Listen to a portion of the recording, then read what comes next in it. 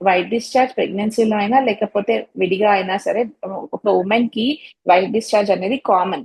మన బాడీలో hormones oestrogen progesterones ఇలా ఇవి ఉంటాయి కాబట్టి ఈస్ట్రోజన్ పెరిగినప్పుడు వైట్ డిశ్చార్జ్ అయితే అవుతుంది, normal white discharge. So normal అంటే మనకి వైట్ డిశ్చార్జెస్ లో కూడా టూ టైప్స్ ఉంటాయి, నార్మల్ ఉంటది, అబ్నార్మల్ ఉంటది. దీన్ని మనం ఎలా గుర్తుపట్టచ్చు అంటే నార్మల్ వైట్ డిశ్చార్జ్ క్లియర్ గా ఉంటది లేదా కొంచెం లైట్ క్రీమీ కలర్ లో ఉంటది. అండ్ కొంచెం ఇది స్ట్రెచబుల్ ఉంటది అనమాట, కొంచెం సాగినట్టు అనిపిస్తుంది. ఇంకా ఫౌల్ స్మెల్లింగ్ ఉండదు, ఇచ్చింగ్ ఉండదు అనమాట. అండ్ డైలీ కూడా అవ్వదు, ఎప్పుడైనా అకేషనల్ గా కనిపిస్తుంటది. సో అది ఏంటంటే హెల్దీ డిశ్చార్జ్.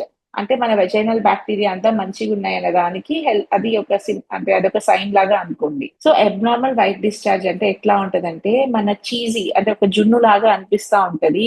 ఇంకా కొంచెము కర్డీ వైట్ కలర్ లో, ఇంకొంచెం గ్రీనిష్ వైట్ కలర్ లో కనిపిస్తుంటది. అండ్ కొంచెం వాళ్ళకి ఎలాంటి సిమ్టమ్స్ ఉంటాయంటే కొంచెం ఇచ్చింగ్ ఉంటది, డిస్కంఫర్ట్ ఉంటది. డైలీ లైక్ ప్యాంటీస్ అంతా వెట్ అయిపోవడము, చాలా డిస్కంఫర్ట్ కూడా ఉంటది, లైక్ ఇచ్చింగ్ సెన్సేషన్ ఉండడము. ఇలాంటివన్నీ ఉంటే కనుక దాన్ని అబ్నార్మల్ గా కన్సిడర్ చేస్తాము. నార్మల్ గా అయితే ప్రెగ్నెన్సీలో వైట్ డిశ్చార్జ్ అవుతుంది డ్యూ టు హార్మోన్స్.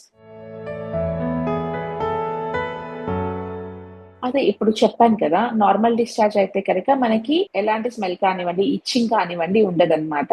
అది కొంచెం లైట్ క్రీమిష్ వైట్ కలర్ లో ఉంటది. అండ్ కొంచెం సాగినట్టు అనిపిస్తుంది. అబ్నార్మల్ అయితే కనుక కొంచెం చీజీ అపియరెన్స్ లో ఉంటది, గ్రీనిష్ వైట్ లో ఉంటది.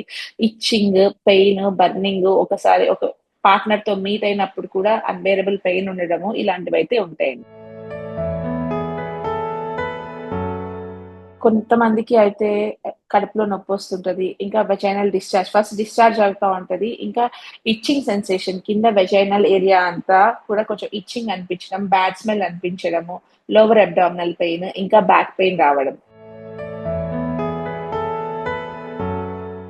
ఎలా హానికరం అంటే, ఒకవేళ దీన్ని ట్రీట్మెంట్ చేయించుకోలేదు లేదా ఫ్రీక్వెంట్ గా వస్తుంది అంటే ఏంటంటే, మిస్‌క్యారేజెస్ అయ్యే ఛాన్స్ ఉంటది. లేదా ప్రీ టర్మ్ డెలివరీస్ అంటే నెలలు నిండక ముందుకే డెలివరీ అయ్యే అవకాశం అయితే ఉంటదనమాట. సో, మీకు డయాగ్నోసిస్ అంటే తెలిసిపోతది. ఎలా అంటే ఒకటే డిస్కంఫర్ట్ ఉంటది, ఇచ్చింగ్ ఉంటది, ఇంకా ఫౌల్ స్మెల్లింగ్ ఉంటది. అండ్ డైలీ మీ క్లాతింగ్ కి స్ట్రెయిన్ అవుతా ఉంటది. అలా ఉన్నప్పుడు నెగ్లెక్ట్ చేయకుండా మీరు త్వరగా చూపించుకోవాలి గైనకాలజిస్ట్ కి. అండ్ కొంతమంది ఏంటంటే చెకప్‌కొచ్చినా వాళ్ళు దే విల్ ఫీల్ షై అంటే సిగ్గుపడతారు, మొహమాట పడతారు. కింద ఇట్లా నాకు వైట్ డిశ్చార్జ్ ఉంది అని చెప్పడానికి కూడా వాళ్ళు చాలా మంది షైగా ఫీల్ అయ్యి చూపించాలేమో, చూస్తారేమో అని భయపడి కూడా చెప్పరు. అలా భయపడకుండా చూపించుకుంటే ఏంటంటే అది నార్మలా, అబ్నార్మలా చూసి చెప్తాము. అబ్నార్మల్ అయితే మెడిసిన్స్‌కి తగ్గిపోతది. మెడిసిన్స్ వాడితే ఒక 1 week or 10 days antibiotic course వాడితే సెట్ అయిపోతదండి. కానీ వాళ్ళు చూపించుకోక నెగ్లెక్ట్ చేయడం వల్ల ఏమైతదంటే, బేబీకి అంటే అది యూట్రస్ లోపలికెళ్ళి యూట్రస్ అంతా ఇన్ఫెక్షన్ రావడం, ఇంకా బేబీ బ్యాగ్ అంతా బర్స్ట్ అప్ అయిపోయి వాటర్ లీక్ అయిపోవడము ఇట్లా జరుగుతుంటది. అండ్ మిస్‌కరేజెస్ అయిపోవటము లేదా ప్రీ టర్మ్ డెలివరీస్ నెలలు నిండక ముందుకే డెలివరీలు అయిపోవటం జరుగుతది.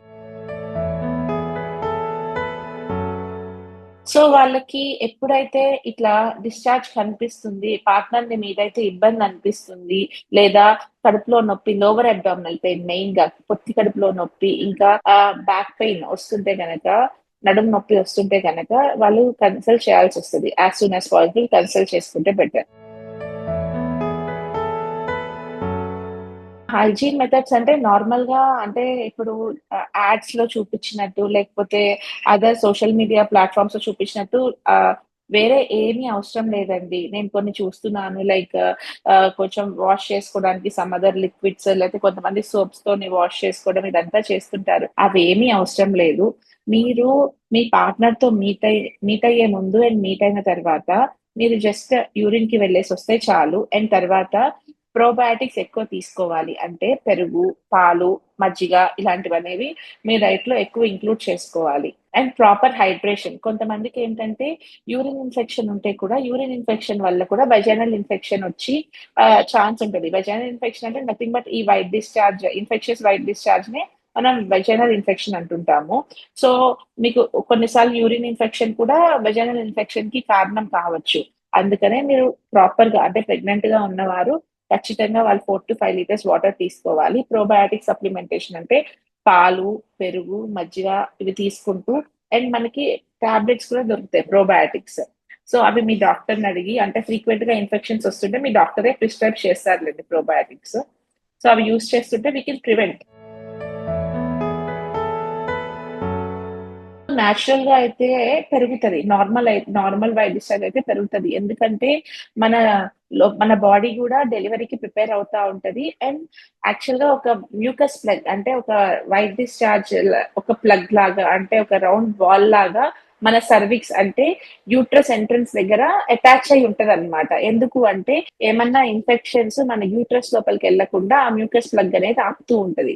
సో డెలివరీ మన బాడీ రెడీ అయినప్పుడు చిన్న చిన్నగా కింద యూట్రస్ దారి ఓపెన్ అయ్యేటప్పుడు అది మనకి బయటికెళ్ళిపోతూ ఉంటదనమాట.